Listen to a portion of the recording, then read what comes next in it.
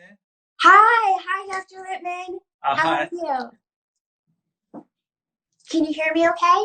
I can hear you. Can you hear me? Yes, I can. I'm Good. just gonna turn up the volume on my end all the way. Okay, you guys, give me thumbs up or hearts if you can hear us both and you can see us both well.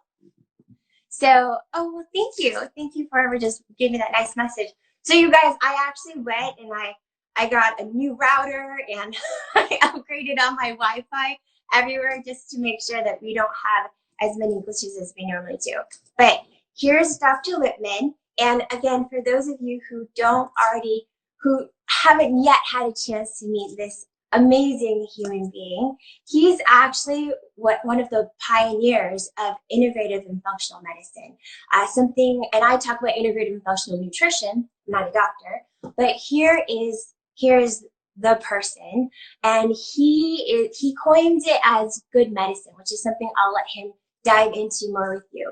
But he'll be talking to us about longevity, aging well, and he just has an extraordinary background. Again, I'll let him kind of give you his journey, but he's a best-selling author. He's written like 5 best-selling books. He's got another one coming out. He's the founder of 1111 Wellness Center. He is the chief medical officer at The Well. They're both in New York.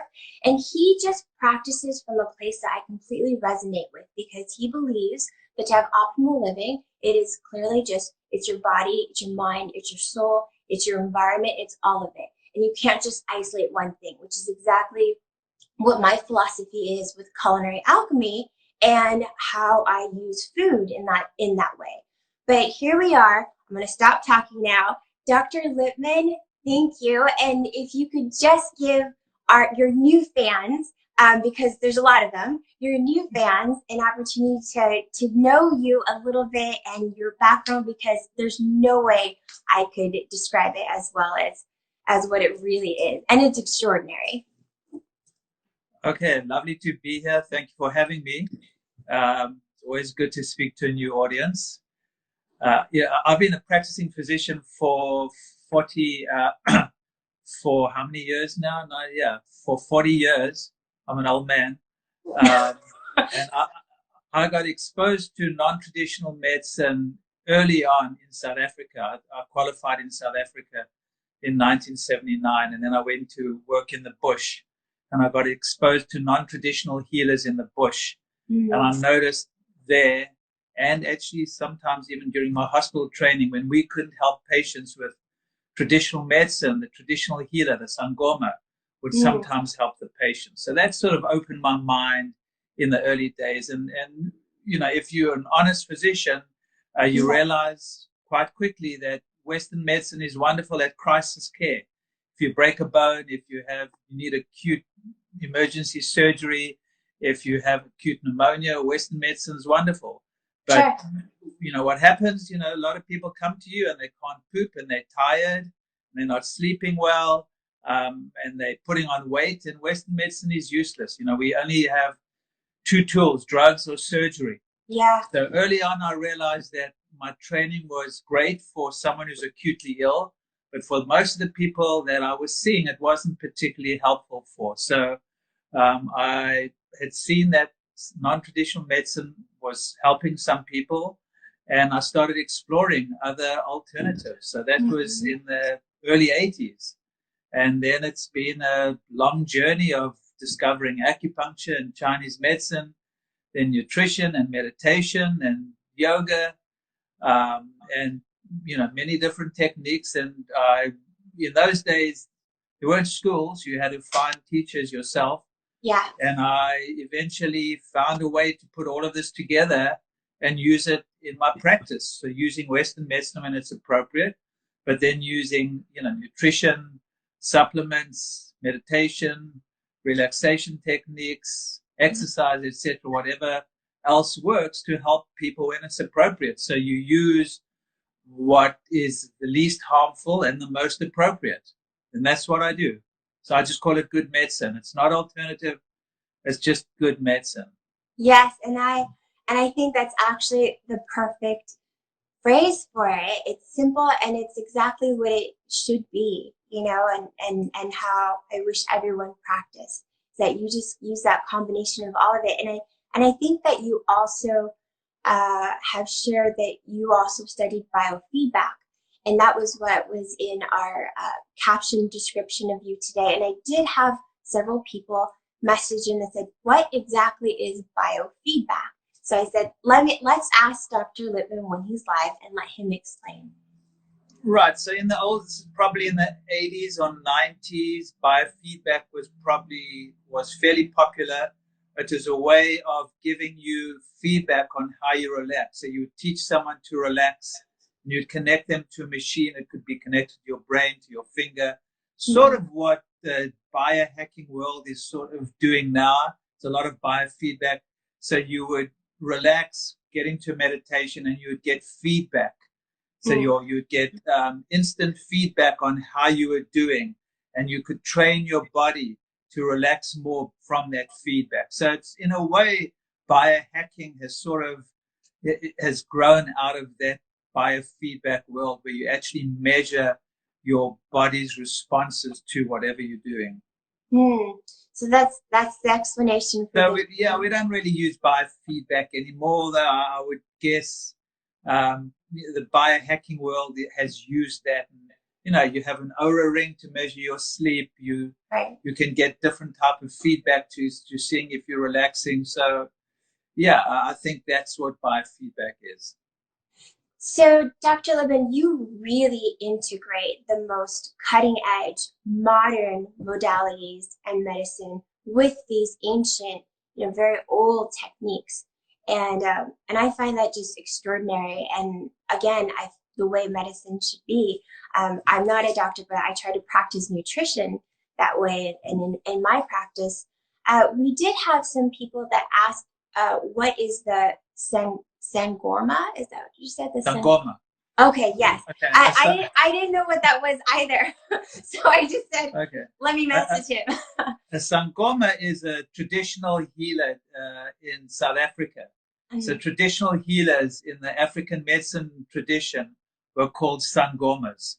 And that's who I, discovered. And I was fascinated by them from a cultural perspective in those days, not really from a medical perspective, because I had, I was a newly trained doctor, and I believed that Western medicine could help everything. Right. So I was fascinated by African culture and the Sangomas. I have pictures of the Sangoma I worked with in South Africa in my office here.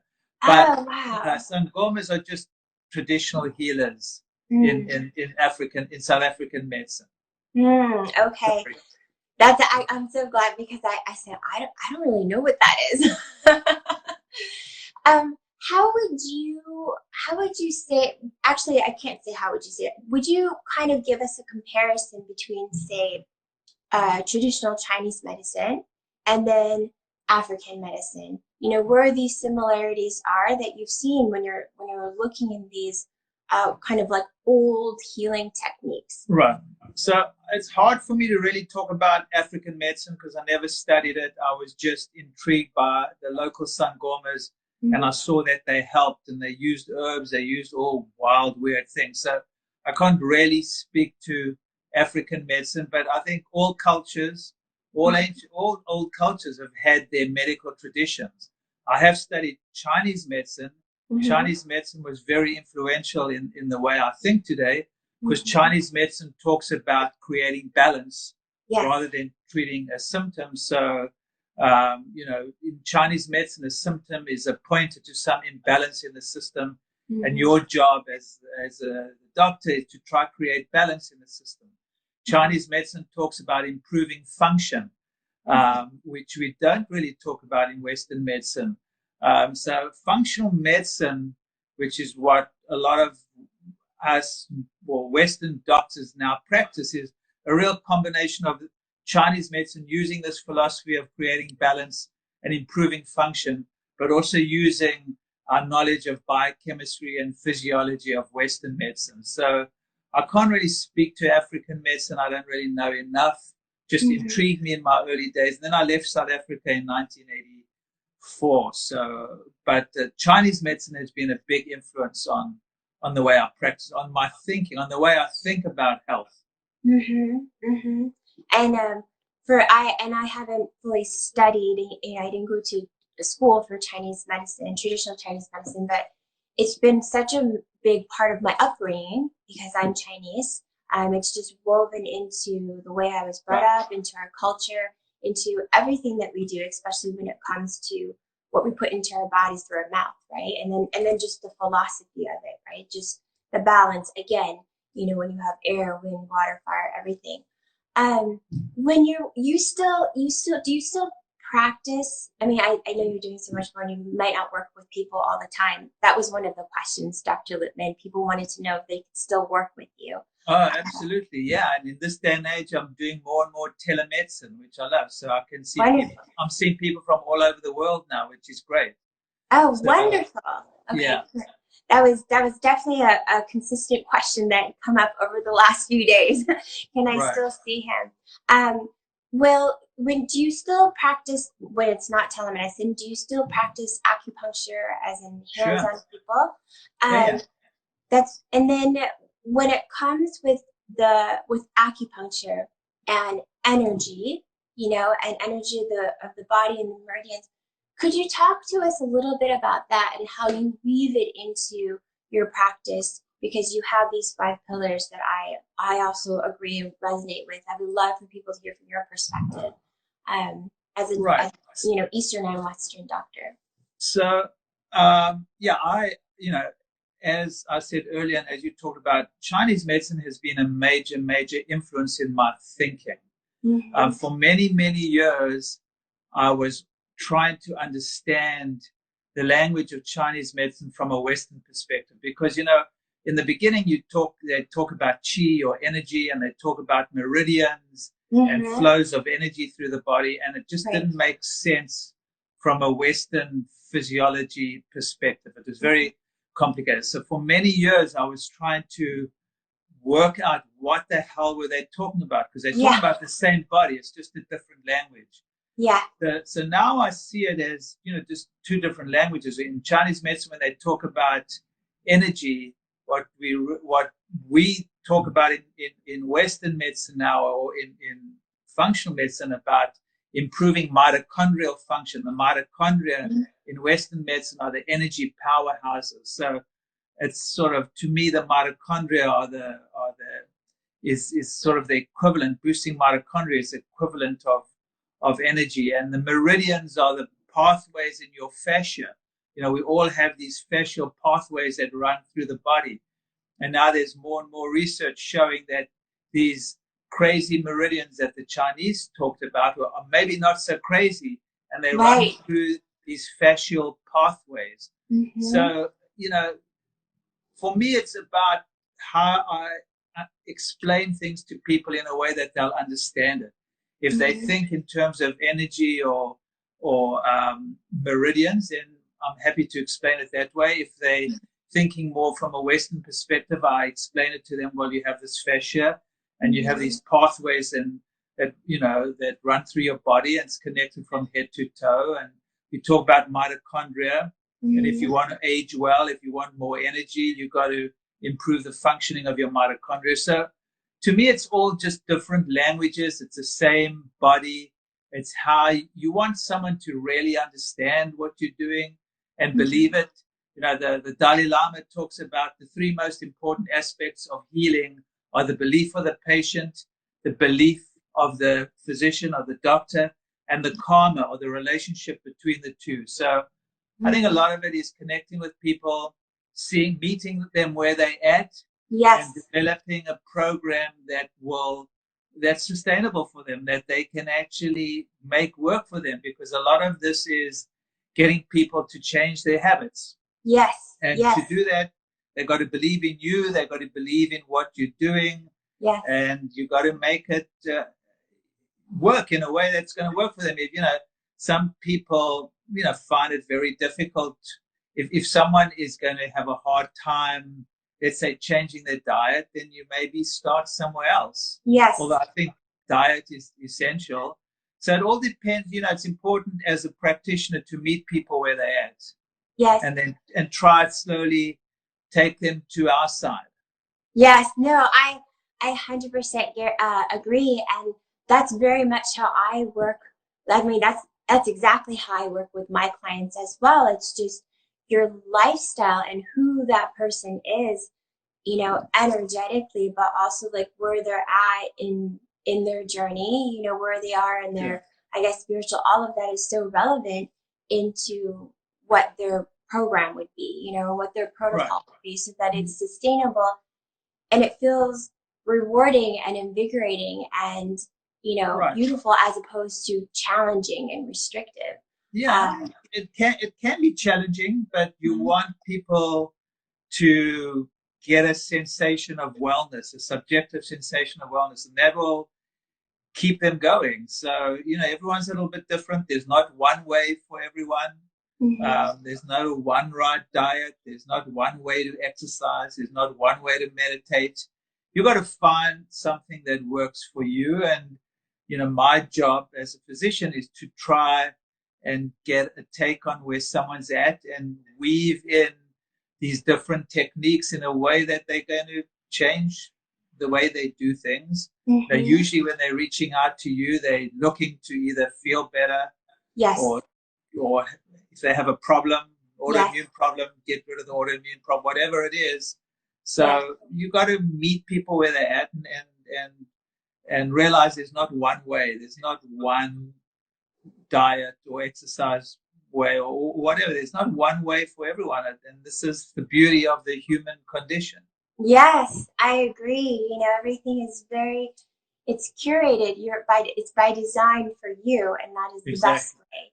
And I 100% agree. And I love hearing you say that, because I think that there are a lot of people, and it's somewhat shaped by our culture, that want a one-stop shop type thing, or they want one pill or supplement or one exercise program, or just one thing, and it solves everything. But that's not really how it works, and we're always constantly changing. And every day, what we are today is different than how we'll be a week from now. Because our cells are always changing. So I love that you said that. You have several books, Dr. Lipman, that I've had a few people comment and write in as to which one would be like the first book they should get. I thought, I'm not sure How to Be Well, but I would love that. How to Be Well, which was my last book, is a classic. It's really good. It's well illustrated. It's easy to read. It's sort of like in a way a manual guide to living healthy in this day and age. So I think How to Be Well is a wonderful book. I have a new book coming out at the end of next month called The New Rules of Aging Well. So if you're interested in longevity and optimizing your health as you get older, this is a book for you. It's also very easy. My modus operandi in my books, especially my last couple of books, is to make it accessible and easy. Most of them have illustrations or images.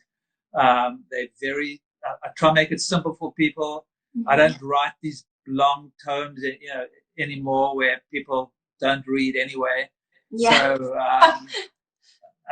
So How to Be Well is a great book to start, and this The New Rules of Aging Well, which I encourage all of you to go and pre-order, is really I think it's just a good, simple book for longevity or how to age well as we, everyone is looking to age. I have a young grandchild now.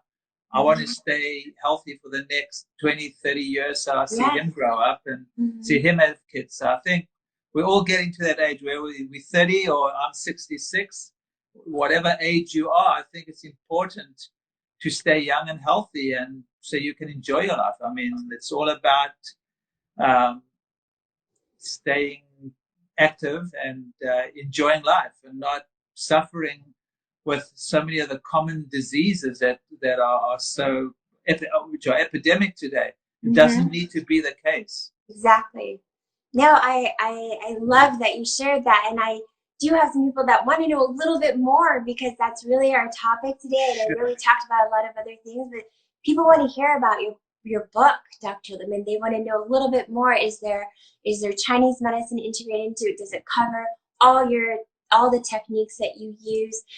Just give us a little bit more about this book, and we'll definitely share where we can pre-order it too. Sure. You guys will have it as a link in my bio too. So the new rules of aging well are made really simple, and I sort of bring out the lifestyle habits and techniques that I think are important for aging well. So, there's little, they're little pages or 2 pages, they're little sections. There's one on fasting, which I think is really important, especially as you get older, or time restricted eating, whichever way you want to eat, or whichever way you want, what you want to call it. But, eating most of your calories or your food in a set time frame is really important. So I talk a little bit about fasting. I talk about eating less. We all eat too much. Yes. And as you get older, it becomes more important to eat less, because eating less and fasting trigger, positive changes in your longevity genes. We now know that we have these longevity genes that you can manipulate, or you can activate or modulate them to work in your favor. So there's certain genes that you want to inhibit if you want to age well, and the other genes you want to stimulate or activate. So a perfect example is there's a longevity gene or enzyme called mTOR, mechanistic target of rapamycin. Not too many people know about this, but as much as I tend to eat in a paleo or low sugar way, as you get older, especially in your 50s, you should probably decrease animal protein. So I'm not against animal protein at all, but I think as we get older, animal protein can actually stimulate this mTOR, which inhibits which is a gene you actually want to, or an enzyme you want to inhibit as you get older, because too much mTOR is not good for aging. It's good for when you're younger, but as you get older, you don't want to actually stimulate the mTOR, because mTOR is about growing, and you don't want to grow cancer, for instance. So, something that I learned when I started researching for this book a few years ago was, I was a big paleo person, and I developed pre-diabetes before, because I was eating so many grains and fruit and very little animal protein. And I changed that around and reversed the pre-diabetes, and I was doing great until I realized that as I get older, I need to cut back on my animal protein. So when you're younger, well-sourced animal protein is not necessarily a problem, but as you get older, it may be a problem. So you need to decrease it, because it does activate this mTOR, and that's not good for aging well. So you switch a little bit, you switch your animal protein to a little bit more plant protein. So that's just an example in the book. But, I talk about sleep and how important sleep is. I talk about, there's a concept called hormesis. Have you heard of hormesis? This is a great. Yes, share with us. So hormesis is the concept that a little bit of stress is good for you. So a little bit of stress is actually stimulates your body or is healthy for aging well. So a little bit of stress is, for instance, so most of us have long-term stress, and that's not good. But, short-term bursts of stress are good for you, and that's what fasting is. Fasting is a short-term stress. That's what high-intensity interval training is. That, you sprint for a little while and then you cut back a bit. So that's a short-term stress. Going from a sauna into a cold, having a cold shower after a very hot shower. That's stressful for your body, but it's acute short-term stress. So short-term stress actually stimulates these genes and stimulates mechanisms in your body that are actually really good for you. So long-term stress, bad, but short-term stress, acute temperature changes, fasting, eating less, exercising in a way where it's short bursts, all of those are stimulating this hormesis process in your body, which is really good for you. Really good for us, and really good for longevity, and really good for aging well, and really good for the health of our cells and our mitochondria. So exactly, and if you look at a lot of old cultures, if you look at a lot of old cultures, saunas are popular. Yes. Cold showers, or going in the winter, going outside naked or dipping in something freezing. They do. Many cultures are, I learned early on in Chinese medicine that it's good to rest your digestion overnight for at least 12 hours. They didn't really talk about hormesis per se, but the concept was drilled into me that you want to actually try, spend as much time between your dinner and your next meal when you break your fast, as long time as possible. They talked about it for resting digestion, but now from the latest scientific research, we know it does more than just rest your digestion. Yeah. It stimulates this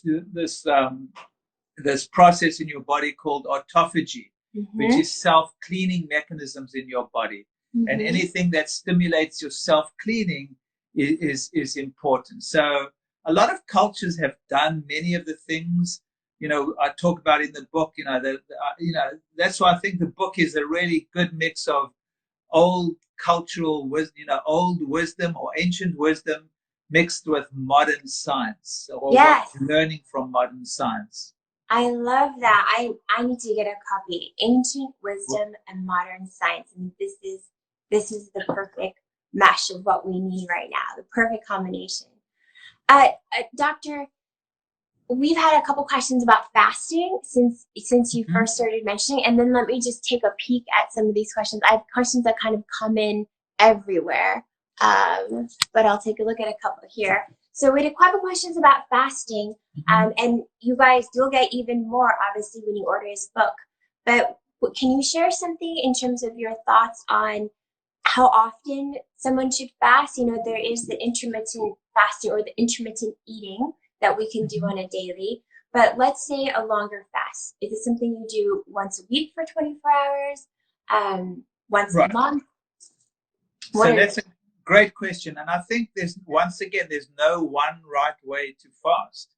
I think you've got to find what works for you. If you do 24 hours of just drinking water and not eating, I think that's perfectly valid.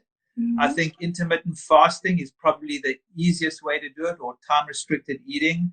So that usually means leaving 16 hours, because it's only after about 16 hours where these mechanisms kick in. But so what I talk about is eat dinner earlier and breakfast later. So, for instance, I'll have dinner by 6 o'clock or even 7 o'clock, but then I won't eat till 10 or 11 o'clock the next morning. So you wait 16 hours overnight, because that's the easiest way.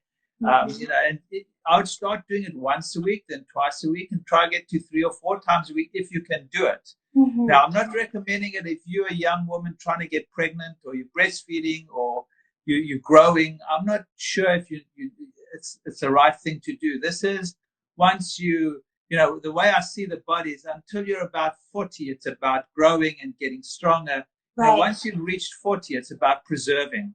Yes. So I think fasting becomes more and more important. If you want to lose weight, it can be good, but fasting becomes more important once we reach our 40s. But time-restricted eating or intermittent fasting is the easiest way. Doing 1 day a week, 24 hours of just water is wonderful too. Some people do 2-3 days at a time. That should be done under the supervision of a physician, but I think it's fantastic.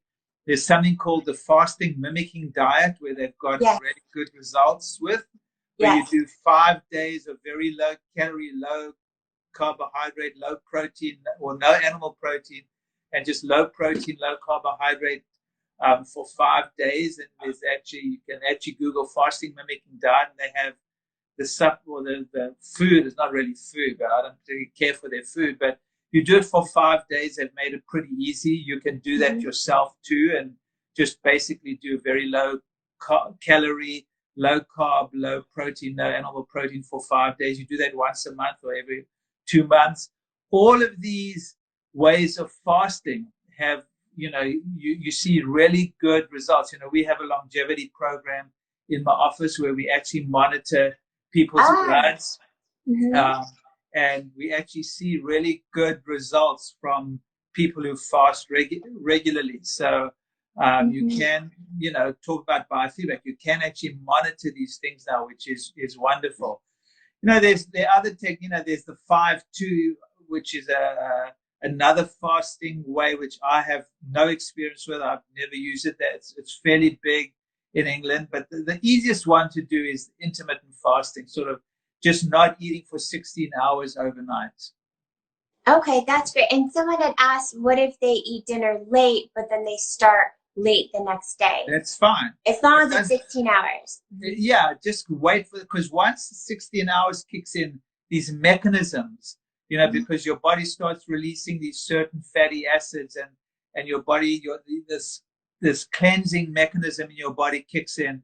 So it's not as important if you eat early and dinner later. That's just an easy way to do it. If you want to eat dinner late, you can eat dinner at 10 o'clock, 11 o'clock if you go to bed. I mean, I don't recommend eating before you go to sleep, but if you eat late and go to bed later, but then only eat at 1 or 2 o'clock in the afternoon, that's still perfectly valid.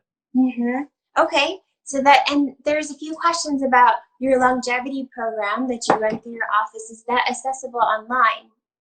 No, we do. When I talk about our longevity program, at the moment it's not. It's just when people come in, we do a lot of testing before, put people on programs, and then we test them again so people actually see how their biochemistry has changed when you change your lifestyle. So when you change people's diets, you give them the relevant supplements, you get them to exercise, you can actually see physiological or biochemical changes in their bloods, from 3 months onwards. So that's when I talk about the longevity program. At this stage, it's just what we do in the office. But hopefully, if I can get some more young people to help me, we'll get her online at some stage.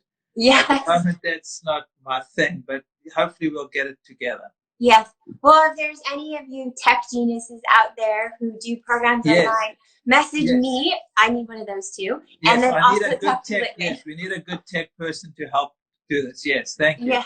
Yes. I actually wanted to share, I have done the fast mimicking diet. I've done it maybe 2 months in a row now. I'll do one more. And I've just been doing 1 day a week where I fast for about 36 hours or so. That's fantastic. So, That's and I've definitely noticed the difference. And, for everyone out there who haven't done it yet, it's a little challenging at first, but there's also a mindset to it as well. And so it's other than just your physical body, there's just that also your mental body, your emotional and your mental health and your spiritual health that all benefits from doing it, to just give that a try.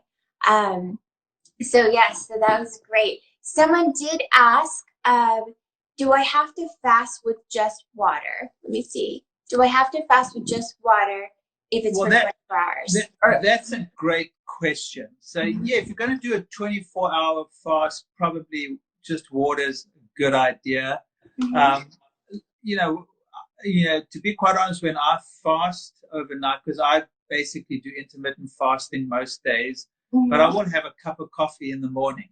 I have a cup of coffee and I put some unsweetened almond milk in. So I think the most important thing is no protein and no carbohydrate. A little bit of fat and a little bit of coffee doesn't seem to be a problem. But ideally, just water is probably best. If you can't manage that, a little bit of coffee with a little bit of fat may not be. It shouldn't change. It's the protein and the carbohydrate which is more of the problem. It's going to affect the fast. Okay, so don't give your body anything to really have to digest. And of course, there's juice cleanses. I don't know if that's exactly a fast, but there are cleanses that people can do with juices. There's sugar, though, with the juices. Well, yeah, the juices have sugar. No, I wouldn't do. You're not talking about fasting then if you're doing a juice. Yeah, that would just be a cleanse. Yeah, that's different. That's different. And the big thing with juicing, you got to watch the sugar. Yes. That's the major issue I have with juicing is especially fruit juice, obviously, is basically soda without the bubbles. Yes. But if you're doing a really good green juice without any just plain green vegetables, that may be fine, but that's not fasting. That's a little bit different. Yes, because there's still carbohydrates in that. Exactly. So those are, thank you for answering those questions, because Dr. Lipman, that's what's rolling in right now. No fruit, green juices, is that okay? And then and I wanted to ask you another question that has that came up. What is your morning routine or evening routine? Something that you do to keep you on your schedule for someone who has yet to start, and they're going to start after this conversation. Right. So my morning routine is pretty boring. I get up and I meditate. Yes, I love it. Almost every morning. And it depends where I am, but I usually will get up and meditate. And then once again, depends when I am, I'll go for a ride. And then I'll come back. I only will eat. I don't really eat breakfast anymore. I eat a brunch or a lunch. So I don't really, I will have a cup of coffee often. But that's it. My morning routine is, and if I have a new grandson, if he's in our house at the time, I'll, he's usually up early. I'll hang out with him and play with him. Otherwise, it's boring. It's meditation and then either some exercise or grandson or go to work. Whatever. It's pretty boring.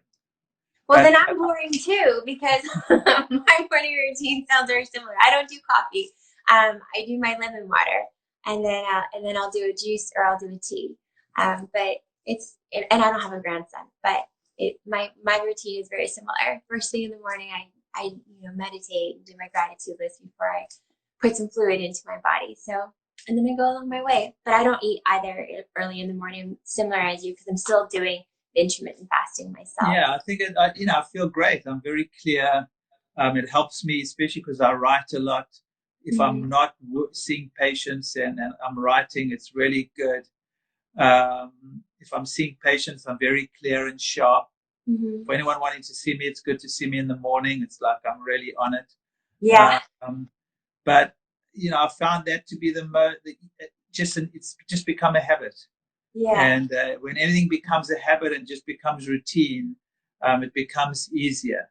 Yeah. So it's been good. I think it's unfortunately we've been brainwashed to think breakfast is the most important meal, and often breakfast sets people up in the wrong direction, because a lot of breakfast is cereal or full of carbs, and then you just start chasing the sugar. So it's an easy way to correct a lot of imbalances. If you skip breakfast and the first thing you do in the morning is meditate and then maybe go outside and get some sunshine and natural light. I think that's really important too for sleep.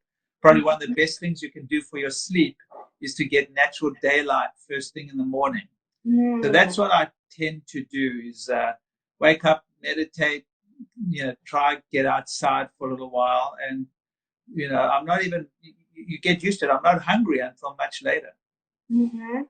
They're such simple tips, but absolutely, this is the whole thing. This is not that difficult, folks. I mean, it's just about getting to the habit, and that's what I try and articulate in my book. This is not about making major shifts. It's about making these shifts, getting into a routine, and then just it becomes automatic. And these are significant changes which will help you in aging well. And if you want to age well, which most of us want to do, these are simple things we can do. You don't need expensive drugs. I think supplements can help, but you don't need those. These are all just lifestyle changes that anyone can do.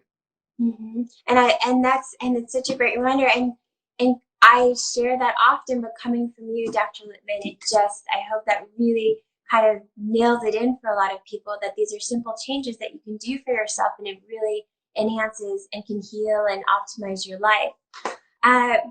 Before we still have a couple more things, but some people were saying, what do you eat for your first meal? Especially if it's after your fast. I had 4 questions pop up that wanted to know what you eat. Okay, so I usually will have a shake, pea protein or Mm-hmm. hemp protein, usually pea protein. And then, I'll add maybe some avocado, some collagen powder, some unsweetened almond milk, some almond butter. It's once again pretty boring, but my wife makes a delicious shake when she's around. It tastes like chocolate ice cream. Otherwise, I'll have eggs and avocado. But often it's just a shake. It's a pea protein shake or collagen sometimes I don't cook the pea, I just use the collagen, and some almond butter, avocado, almond milk, or sometimes coconut milk. Once again, boring.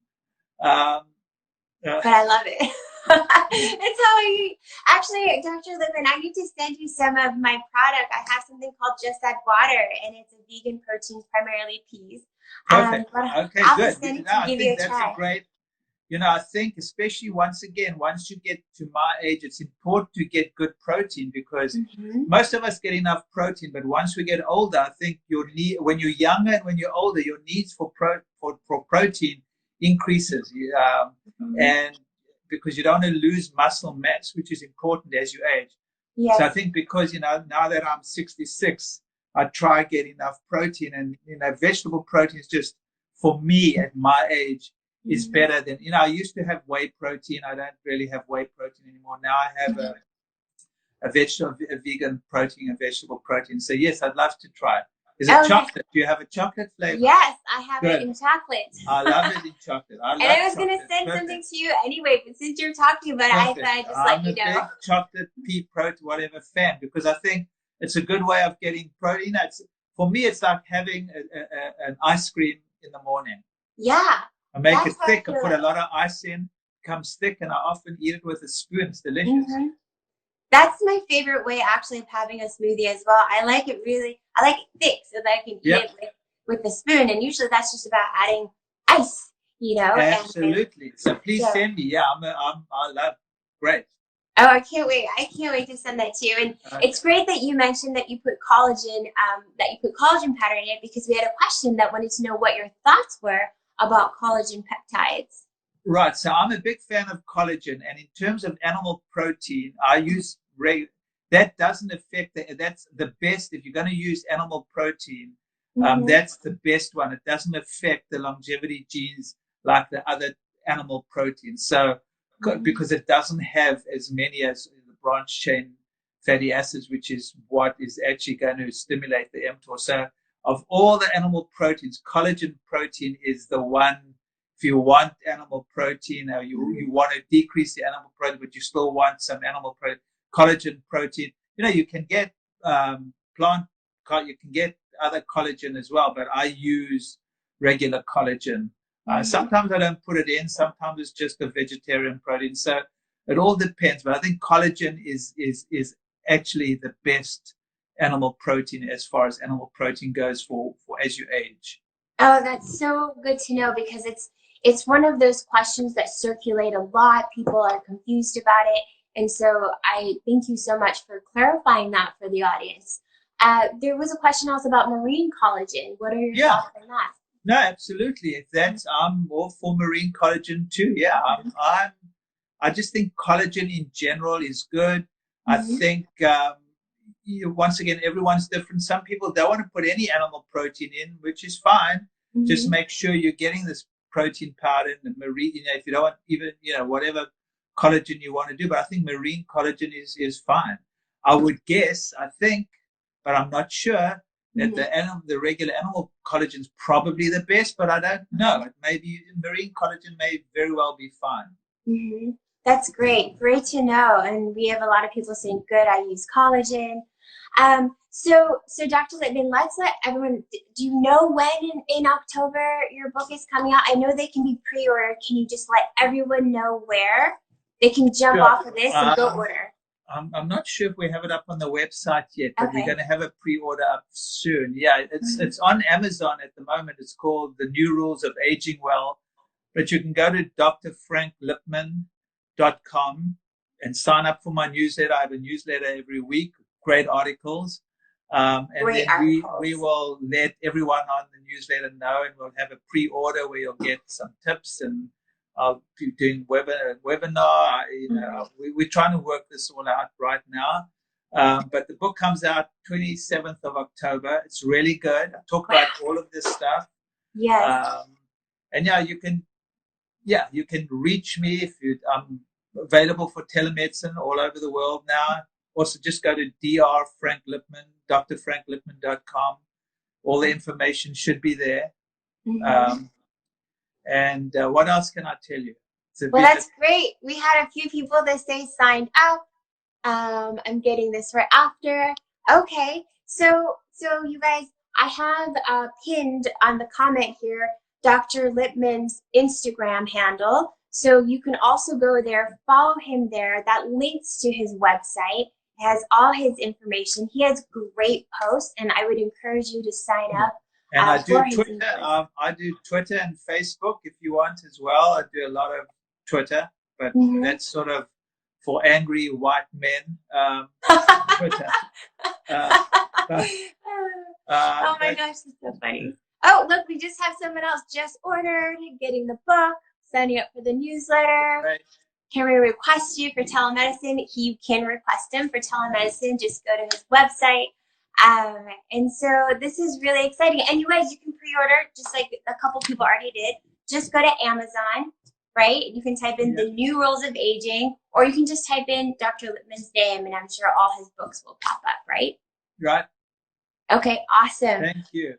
Thank you so much. Someone just said, what's the name? Oh, if you wanted to share the collagen that you use, you don't have to, but there was a few people that had asked. I think Vital Proteins makes a great collagen. I'm a big fan. I agree. Me too. Vital Proteins is a great collagen powder. Yes. Yeah, I totally, that's and what they have the whole spectrum from regular to marine to, Yeah, they have a great product. I definitely support them as well. I've had Kurt on my TV show when we were still in studio, and they're just a company that I trust, you know. Yeah, I think they're great. Yeah. Yeah. Wonderful. Okay. Thank you. Let's see. Last question. Okay, we've got to let Dr. Lipman go. He's been with us for almost an hour, but the last question is, does spacing between meals matter? It's just as long as you have your meals in this window, right? So yeah, exactly. I think the window matters more than space in between. You want to eat your food within an 8-hour window. So spacing is less important than that long gap between your last meal and the first meal the next day. Or some people do it during the day, but it's definitely easier to do it while you sleep. Yeah, no, I would agree. I mean, if spacing is less important than that space between your dinner and your break fast. When you break your fast, your breakfast, break fast, And more information on all of this in his book. So you guys, I encourage you, go to Dr. Lipman's Instagram account, go to his website, go to Amazon, get his book, pre-order it. I'm going to do it as soon as we're off here. I'm going to jump on Amazon and do the same. Sign up for his email because he has such incredible articles and blogs and just such a wealth of information that I feel that we all need to know. If you don't already know, learn it, share it with other people. So thank you for all that you do for spreading the word. It's so nice. I've been doing this for so long, and to see the next generation of wellness practitioners spreading the word, it's wonderful. So thank you for everything that you do, and thank you all for listening. And it's a pleasure to see these new communities sprouting up and the interest in this, because this has been, in the old days it wasn't like this. So it's wonderful to see the next generation, and I see my daughter and her friends. It's a whole another world. My generation, they've had it. They're not. But I think the next generation are much more into this, which is wonderful. Well, thank you so much for your kind words. But know that this generation, it's because of pioneers like you. So well, it's a pleasure, and it's an honor to actually speak to all of you and to share all of this information. and hopefully it'll help you get healthier and stay healthy and happy. Yes, yes, and I know it will. So, and for those of you that have asked, yes, we are going to have the replays of this available. Absolutely. I just stay on my Instagram, watch my stories. Once it's all cleaned up, you know, we make sure the audio and video is all synced up. We'll release the replays, and I'll let you guys know. You can sign on my email list, because we send an email blast out to our list to let them know first that the replays will be ready. So thank you again so much. Sherry. Thank you so much for having me. I really appreciate it. Yes, it's so much fun. Have a wonderful rest of your day and your week. Thank you. You too. I'll be in touch. Okay, bye-bye.